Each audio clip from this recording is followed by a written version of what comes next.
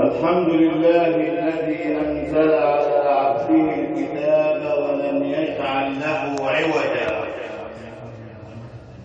قيما لينذر بأسا شديدا من لدنه وينذر الذين قالوا اتخذ الله ولدا ما لهم به من علم ولا لآبائهم كبرت كلمة تخرج من أفواههم إن يقولوا إلا كذبا وأشهد أن لا إله إلا الله وحده لا شريك له بيده الملك وبيده الأمر إليه يصعد الكلم الطيب والعمل الصالح يرفعه وأصلي وأسلم على من بعثه الله رحمة للعالمين سيدنا محمد طب القلوب وشفائها نور الأبصار وضيائها روح الأبدان وعافيتها وحاشا يا رسول الله ترضى وفينا من يعذب أو يساء رسول الله ذاق بي الفضاء وجل الخضب وانقطع الرجاء رسول الله إني مستجير بجاهك والزمان له اعتداء قصدتك يا ابن آمنة لأني محب والمحب له رجاء فأجمل منك لم تر قط عين وأجمل منك لم تلد النساء خلقت مبرأ من كل عيب كأنك خلقت كما تشاء وأنت لنا على خلق عظيم ونحن على العموم لك الفداء عباد الله جماعة المسلمين طبتم جميعا وطاب ممشاكم وتبوأتم من الجنة منزلا أسأل الله العظيم رب العرش الكريم الذي جمعنا في بيت من بيوته في خير يوم أشرقت فيه الشمس أن يجمعني وإياكم في مستقر رحمته يوم القيامة وأن يظلنا بظله يوم لا ظل إلا ظله إنه ولي ذلك والقادر عليه أما بعد حديثي معكم اليوم عن الشرك والعياذ بالله نوعان شرك أصغر وشرك أكبر الشرك الأكبر كلنا عارفينه بالصلاة على سبيل النبي أن تجعل مع الله إلها آخر ده الشرك الأكبر يعني من يدعون أن لله ولدا فهل هم مشركون؟ نعم وحق الله ده الشرك الأكبر أن تدعو مع الله إلها آخر الله واحد أحد فرد صمد لم يلد ولم يولد ولم يكن له كفوا أحد ولو كان فيهما آلهة غير الله لفسدتا واحد عاوز يشرق واحد عاوز يغرب ولكن الله سبحانه وتعالى بقدرته وبحكمته انفرد بالربوبية رب السماوات والأرض وما بينهما الرحمن جل جلاله فالشرك الأكبر كلنا عارفينه بالصلاة على الحبيب الله ومن يدعو مع الله إلها آخر لا برهان له به ده كلام ربنا سبحانه وتعالى أما الشرك الأصغر بقى كلنا وانا معاكم بنقع فيه. وده اللي احنا عاوزين ننتبه له، ان احنا ما نقعش في الشرك الاصغر، لان الشيطان لعنه الله عليه وعلى اعوانه واحفاده رضي بصغائر الامور. هو عارف ان الناس اللي ربنا سبحانه وتعالى جعلهم مخلصين ملوش سكه وقالها اغويناهم اجمعين الا عبادك المخلصين، دول انا ماليش سكه. يعني الشيطان رضي بصغائر الامور، ما هو معظم النار من مستصغر الشرر. تبقى شراره صغيره لو ما ضبطهاش انت على طول في الاول بتعمل حريقه كبيره. الشرك الاصغر لما تلاقي كده شويه رياح وجايبين شويه تراب معاهم وبيعصروا زي ما بيحصل اليومين دول كده في الصلاه على النبي، وانت داخل على شتاء وهتلاقي مطر وهتلاقي تقوم تقول ايه؟ الجو بيعطر. الجو ما بيعطرش. هو الذي ارسل الرياح. ده مين اللي بيبعت الكلام ده؟ الله سبحانه وتعالى. فتثير سحابا فسقناه الى بلد ميت فاحيينا به الارض بعد موتها كذلك تخرجون. السماء ما امطرت، السماء ما امطرتش، السماء نفذت امر الله سبحانه وتعالى. انت متخيل؟ يعني ما فيش حاجه بتحصل في الكون ده الا بمشيئته، وما تسقط من ورقه الا يعلمها. الورقه اللي بتقع من الشجره ربنا سبحانه وتعالى عالم بيها. فلما تلاقي السماء تقول امطرت بفضل الله، امطرت السماء بفضل الله، قامت الرياح بامر الله، دي حاجه. طب انت بقى لما تقول ان السماء بتمطر، هل انت هنا في حاجه عليك؟ في باب ان انت ممكن تدخل الى الشرك الاصغر. السماء ما بتمطرش بمزاجها، بتمطر بامر مين؟ بامر الله سبحانه وتعالى. فلا بد ان تثبت الكلام امطرت السماء بفضل الله، برحمه الله امطرت السماء. ربنا سبحانه وتعالى في الحديث القدسي بيقول لا تسبوا الظهر. وكلنا دلوقتي بنسب للظهر وايام ما يعلم ظهر ربنا وايام. ربنا في الحديث القدسي يقول لا تسبوا الظهر، ده امر، فاني انا الظهر. تخيل، يعني انت لما تسب الظهر تبقى بتسب مين؟ بتسب من رفع السماء بلا عمد وسوى الارض على ماء قد جمد، ولكن انت لا تشعر انت دخلت في الشرك الاصغر.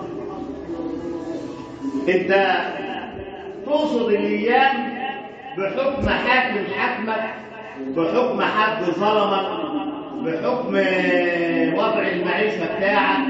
لا، الله سبحانه وتعالى يقول انا الظهر، لا تسبوا الدهر فاني انا الدهر.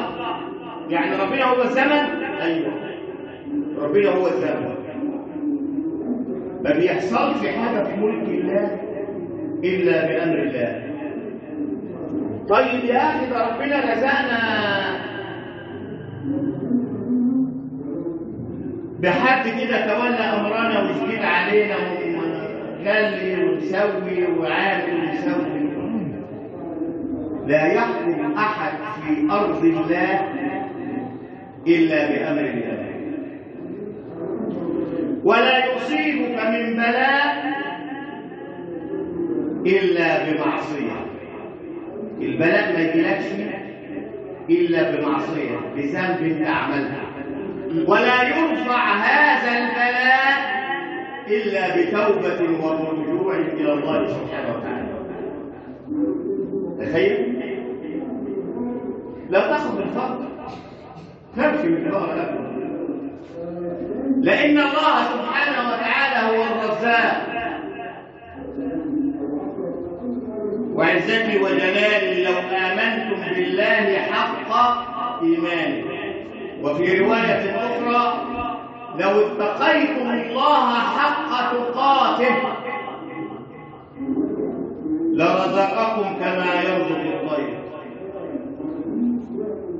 تبدو خصالا وتعود بطالا.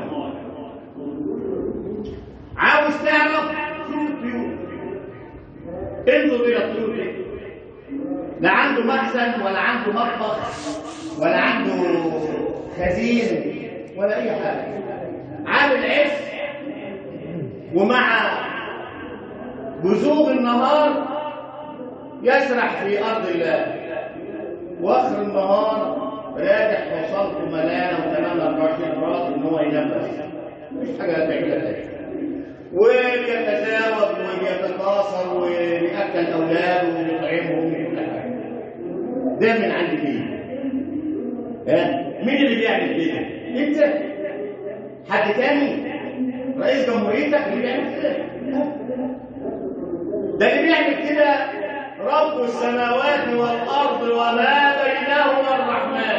هو الرحمن اللي بيعمل كده، ومش لحد الطيور. ده الارض فيها حشرات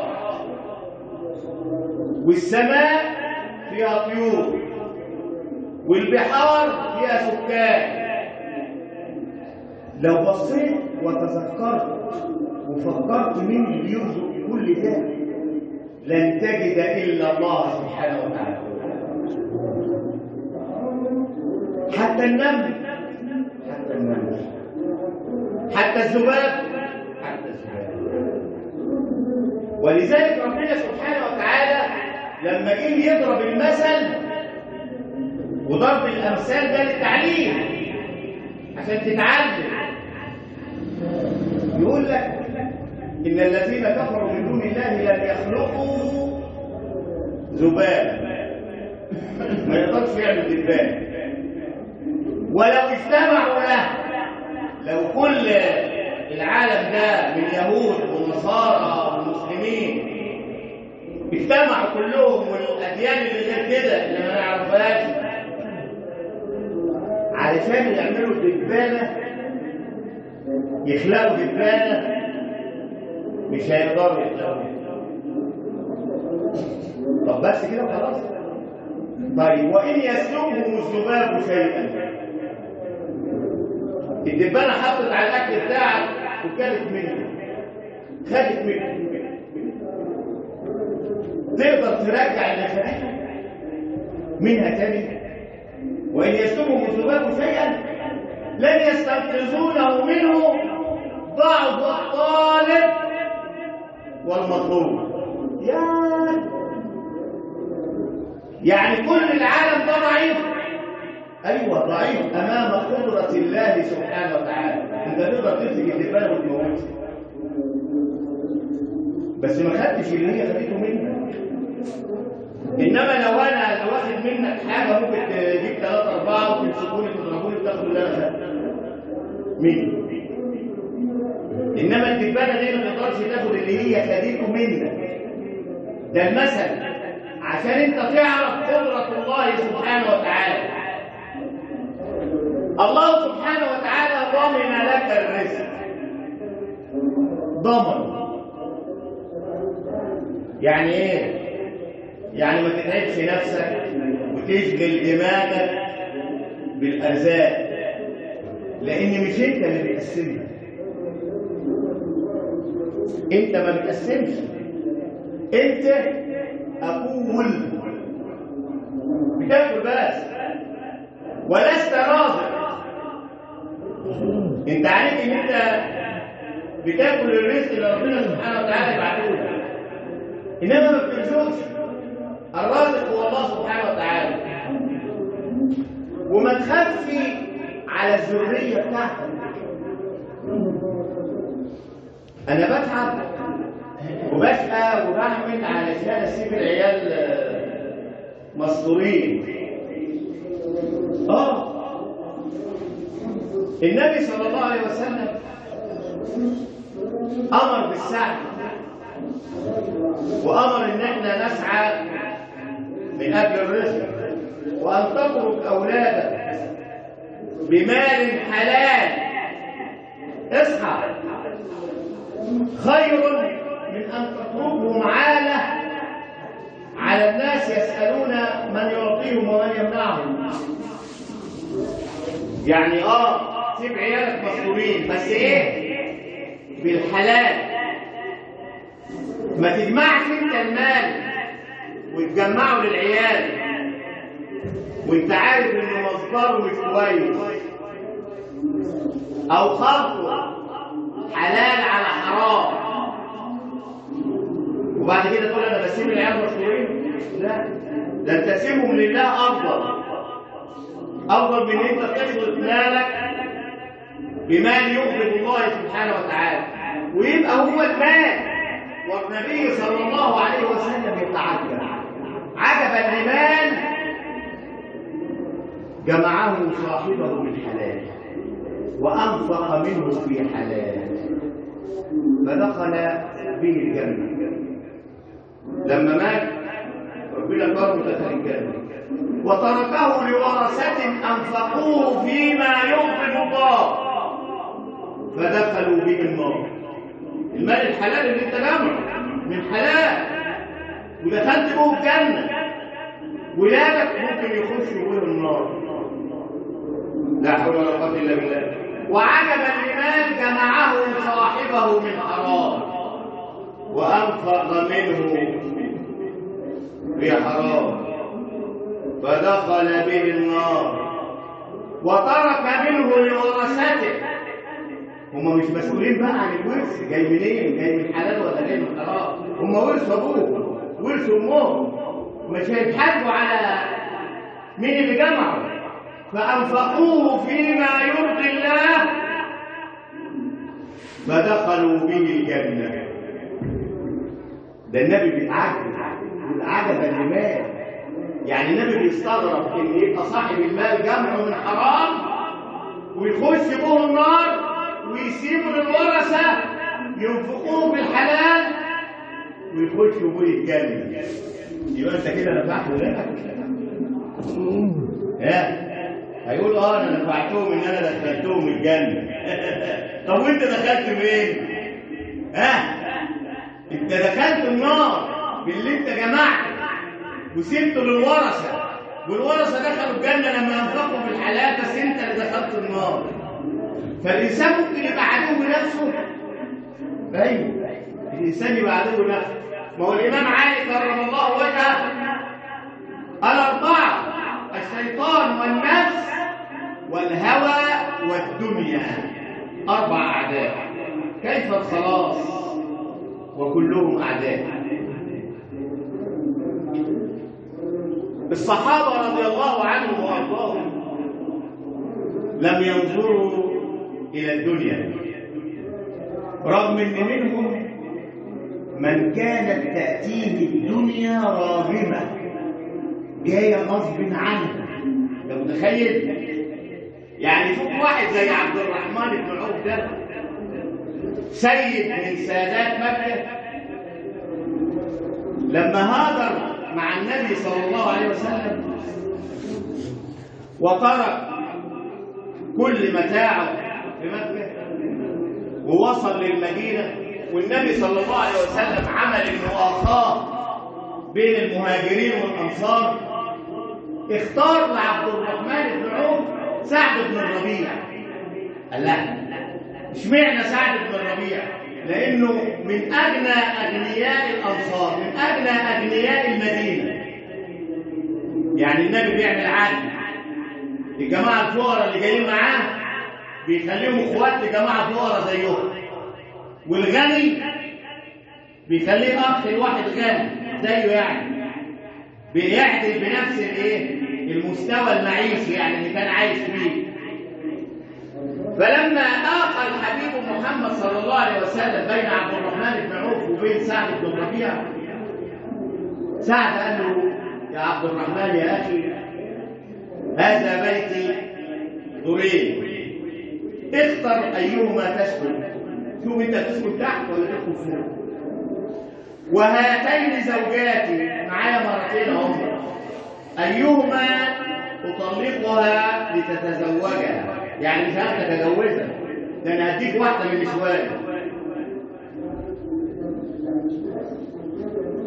وهذا ابني وهذا كذا وهذا كذا، هنرسم يعني، وأنت بقيت أخويا. يقوم عبد الرحمن بن عوف يقول له بارك الله لك في زوجاتك وبارك لك في مالك، اعطني بعض المال على سبيل القرض، انا عاوز منك سلطه بس، وانا بقى اسكن تحت اسكن فوق ما تفرقش معايا يعني. اعطاه بعض المال وخرج عبد الرحمن للتجاره. طب كان بيتاجر في الجمال والعقار؟ ابدا، كان بيتاجر في الجبل والالبان، يشتري شويه جبل ويبيعهم لحد ما بقى اغنى اغنياء المدينه، لدرجه ان هو كان بيقول اظن لو انني رفعت حجرا من مكانه، شلت حجر من على الارض، لوجدت تحته ذهبا وفضة. اتخيل كده ان انا لو شلت حجر من على الارض وفي نيتي اصحى الظن بمين؟ الظن بالله، لانه عارف ان هو الرازق، لاجدن تحته ذهبا وفضة. هشيل بس الحجر كده الاقي تحته ذهب وفضة. النبي صلى الله عليه وسلم قال لعبد الرحمن حاجه خوفته قوي، قال له يا عبد الرحمن لن تدخل الجنه الا حبوا.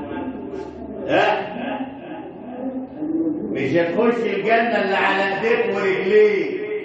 خلي بالك الحبو ده احنا كلنا عارفين، الطفل لما يبقى صغير بيحكي يمشي على ايديه ورجليه. فالكلمه دي زعلت عبد الرحمن قوي، اشمعنى انا من دون الصحابه كلها اللي هخش الجنه حبل؟ المهم خد الكلمتين من النبي صلى الله عليه وسلم وما رضيش يسال امام الصحابه. ولما اختلى برسول الله صلى الله عليه وسلم، بس رسول الله ابو ذر بقى عامل له زي الظل، لازم مع النبي صلى الله عليه وسلم. قال له يا رسول الله اخبرتني اني لن ادخل الجنه الا حبوا، ليه؟ النبي رد عليه بكلمتين بس، قال له انفق ينفق علي. ده ربنا غني، فهتخش حبو، لان انت هتتحاسب على كل المال اللي ربنا سبحانه وتعالى بيرزقك به. فمن كتر تعبك من الوقوف بين يدي الله، لما يجي يقول لك ادخل الجنه ما انتش قادر تمشي بقى من الوقت، انت مش هتقدر تقعد بين يدي الله واقف على طراطيف صوابعك. لما يأمرك بالدخول الى الجنه لن تستطيع دخولها الا حبوا، هتروح مميل بقى على ايديك ورجليك عشان تدخل الايه؟ الجنه. لا اله الا الله. الناس بقى دلوقتي بقى عندها ما يكفيها سنه، وعنده في بيته ما يكفيش 6 اشهر، ويشتهي الفقر ويقول لك ايام ما يعلم بره ربنا، وسنين مش عارفه مالها لونها ايه واقصر ايه. طب ده ربنا سبحانه وتعالى هو اللي ضامن الرزق، انت تعب اعصابك وتعب نفسك ليه؟ طب ما تأدي اللي عليك، ربنا خلقك للعباده وتكفل لك بالرزق، فلا تلهكم يا عبادي ما ضمنته لكم عما أمرتكم به. ربنا أمرك بالعبادة وأمرك بالذكر. طب قال لك أهل الجنة بيندموا؟ يعني واحد في الجنة كده اهي، تخيل أنت معايا كده، هل يندم أهل الجنة؟ ده السؤال ده أهو انسأل للحبيب محمد صلى الله عليه وسلم، أهل الجنة دول بيندموا؟ فقال صلى الله عليه وسلم: لن أجيبك حتى أسأل أخي جبريل. أنا ما أقدرش أجاوب. أما أسأل جبريل، لما سأل جبريل قال له: يا رسول الله يندمون على مجلس جلسوه ولم يذكروا فيه اسم الله سبحانه وتعالى. يعني قعدوا قعدة كده مع بعض وما ذكروش ربنا ولم يصلوا على الحبيب محمد صلى الله عليه وسلم. طب شوف انت بقى بتقعد كم مجلس وتقوم من كم مجلس بتذكر ربنا كده في المجلس وانت قاعد، بتصلي على الحبيب النبي صلى الله عليه وسلم. ادي اللي بيندم عليه اهل الجنه، يندموا على انه مر عليهم ساعه من الدنيا، ساعه من ساعات الدنيا، مش من ساعات يوم القيامه، مش من ساعات الجنه، لا، من ساعه من الدنيا لم يذكروا فيها اسم الله ولم يصلوا على الحبيب محمد صلى الله عليه وسلم. ادي اللي بيندم عليه اهل الجنه. تخيل. واحنا بقى عالمين الدنيا قدامنا وبنجري وراها ومحتاسين على الرزق ومحتاسين وما بنفكرش في ذكر الله. والذاكرين الله كثيرا والذاكرات لأعد لهم الله ما لا عين رأت ولا أذن سمعت ولا خطر على قلب بشر. ما خطرش على قلبك حاجة من ربنا سبحانه وتعالى أعدها للذاكرين الله كثيرا والذاكرات. فأنت عشان ما تبعد عن الشرك الأصغر لابد أن تؤدي كل أمر إلى الله سبحانه وتعالى.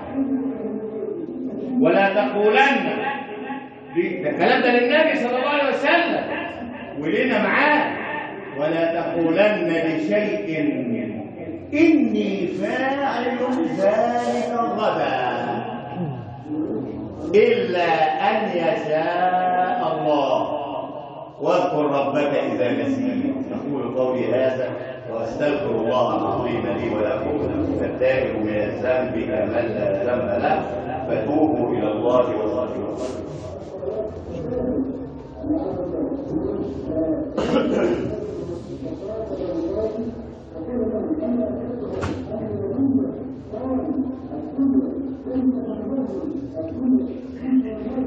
المحمود هو الله والمصلى عليه هو الحبيب محمد صلى الله عليه وسلم.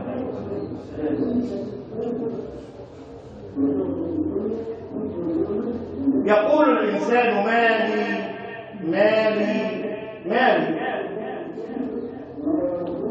ألا يعلم أنه ليس له من ماله إلا ما أكل فأفنى أو لبس فأبلى أو ادخر عند الله فأبقى.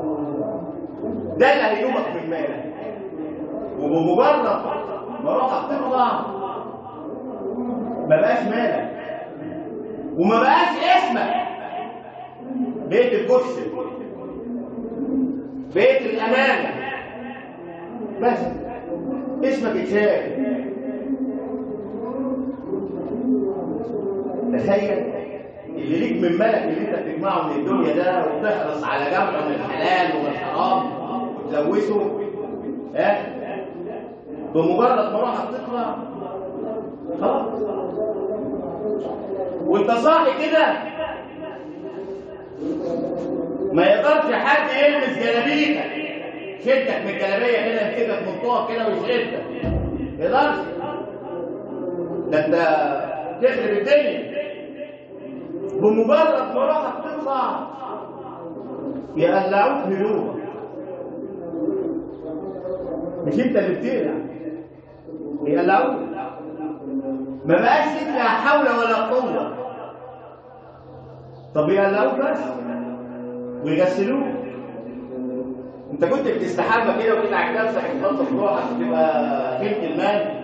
لا، ده المغسل اللي هو اللي بيغسلك ويشيل ايدك دي وداها كده ويجيب رجلك دي وداها كده ويمضمض بقك ويحط صباعه مش عارفه فين ويغسلك. تخيل انت من الوضع ده كده، تخيله كده وانت صاحي كده بتصلي على النبي النبي. راقب، لا حول لك ولا قوه، سلبت منك كل شيء، كل حاجه اتاخدت. روحك اتاخدت منك، ملابسك اتاخدت منك، فلوسك اتاخدت منك، ارضك اتاخدت منك، اللي حطه في البنك واللي عينه عند فلان خلاص ما بقاش بتاعك، بقى بتاع الورثه. وبعد كده بعد ما يغسلوك يحطوك على خشبه وياخدوك يرموك في حفره. ياه، وحق الذي لا اله الا هو، لو كل واحد فينا فكر بمجرد 5 دقائق في هذا الموقف بس، عمره ما هيلوث ماله بمال حرام، وعمره ما هيتكلم في حق حد، ولا يجيب في سيرة حد، ولا يفضح حد، ولا يتتبع حد. هيتوب. ما انت لو فكرت فيه كويس وركزت فيها ان انا هيحصل لي كده زي ما انا بشوف كده اللي بيحصل للناس، هتوب. ولكن الشيطان بيضحك عليك ويقول لك لسه بدري، انت لسه صغير. جمع لم الدنيا. أجمعت الدنيا أم الدنيا جمعت؟ أنت اللي جمعت الدنيا، ها؟ وحطيتها كده تحت رجلك وما تلزمكش، ولا الدنيا هي اللي جمعتك ولهتك علشان تعمل وتسوي وكده؟ تصحى من النوم همك هو ما عجبهاي، هو ماشي، هو اعمل مش عارف ايه، ما قمتش من النوم همك انك تتوضا وتصلي. لا حول ولا قوه الا بالله. ولذلك من اصبح وهمه الدنيا جعل الله فقره في عينيه. ربنا يجعل الفقر في عينيه. ولا ينال من الدنيا الا ما قسم الله له. مش هتنال من الدنيا دي الا اللي ربنا قسمه لك بس. ومن اصبح وهمه الاخره جعل الله غناه في قلبه. قايم من اليوم بيدور يتوضا ويصلي ويقضي فرض ربنا، ربنا يجعل غناه فين؟ في قلبه. واتته الدنيا راغمه، لا تجيله بقى غصب عنه، بامر من مين؟ بامر من الله سبحانه وتعالى. اللهم لا تجعل الدنيا اكبر همنا ولا مبلغ علمنا. اللهم لا تسلط علينا انفسنا ولا تسلط علينا الدنيا. اخرجنا من هذه الدنيا وانت راض عنا، على قول لا اله الا الله محمد رسول الله صلى الله عليه وسلم. اللهم اشف امراضنا وامراض المسلمين. اللهم ارحم امواتنا واموات المسلمين. اللهم تول امرنا وفك اسرنا وانصر مظلومنا. باعد بيننا وبين الحرام كما باعدت بين المشرق والمغرب يا رب العالمين. اللهم اجعل جمعنا هذا جمعا مرحوما، واجعل تفرقنا من بعده تفرقا معصوما، ولا تجعل فينا ولا منا ولا بيننا شقيا ولا محروما يا رب العالمين. اللهم اجعل بلدنا مصر آمنة مطمئنة سخاء رخاء وسائر بلاد المسلمين. عباد الله، إن الله يأمر بثلاث وينهى عن ثلاث. إن الله يأمر بالعدل والإحسان وإيتاء ذي القربى، وينهى عن الفحشاء والمنكر والبغي، يعظكم لعلكم تذكرون. اذكروا الله العظيم يذكركم، وصلوا على من أمرتم بالصلاة عليه، إن الله وملائكته يصلون على النبي يا أيها الذين آمنوا صلوا عليه وسلموا تسليما. وأقم الصلاة إن الصلاة كانت على المؤمنين كتابا موقوتا.